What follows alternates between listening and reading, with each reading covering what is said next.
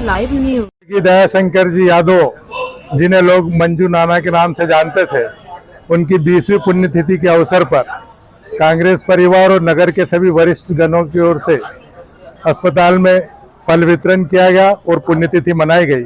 उनके बताए हुए मार्ग पर चलना, आज भी कांग्रेस के लोग, पुराने लोग ये कहते हैं कि जो मंजू नाना थे वो सदैव निष्पक्ष काम करते थे। पार्टी के बंदे जरूर थे, पर पार्टी के पहले वो वास्तविकता देखकर लोगों की मदद करते थे और इसीलिए क्षेत्र में लोकप्रियता की उन्होंने शिखरता प्राप्त की थी।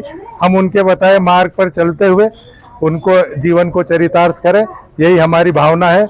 मैं कांग्रेस परिवार की ओर से और सभी इष्ट मित्रों की ओर से श्रद्धा सुमन अर्पित करता हूँ।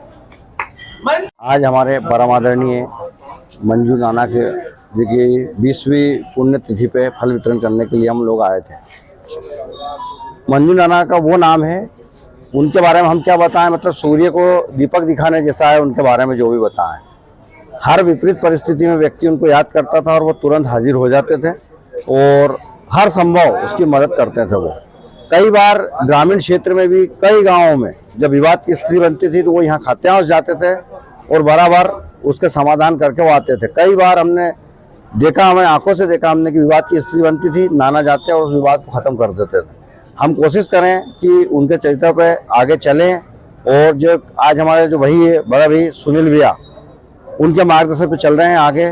और हम प्रार्थना करते हैं कि वो जहाँ भी हो गए वहाँ से हमको आशीर्वाद दें और ये संबल दें सबको।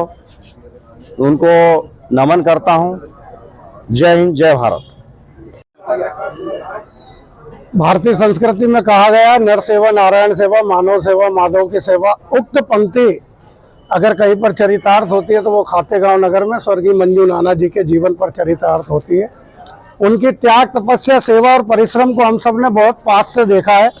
जैसा कि वक्ताओं ने बताया, कहीं भी विवाद की स्थिति हो, उस शख्स की ये खूबी थी कि किसी भी विवाद को बड़ी सरलता के साथ हंसते हुए निपटा देते थे और दोनों विवादास्पद परिवारों को संतुष्टि प्रदान उनके जाने से हो जाती थी।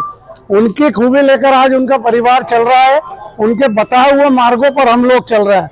जहाँ सेवा और समर्पण का नाम आता है तो सबसे पहले कोई चेहरा याद आता है तो वो स्वर्गीय दयाशंकर यादव मंजू नाना जी का आता है। आज उनकी पुण्यतिथि पर, उनके शुभ प्रसंग पर हम सब उनके अनुयायी कह सकता हूँ मैं, यहाँ पर उपस्थित है। आज यहाँ फलों का वितरण, मरीजों की सेवा उसी प्रसंग पर की जा रही है। वो जहाँ भी है वहाँ से उनका आशीष, मार्गदर्शन, आशीर्वाद हमको मिलता रहे और उनके बताए हुए मार्ग पर परिवार और हम सब चलते रहे।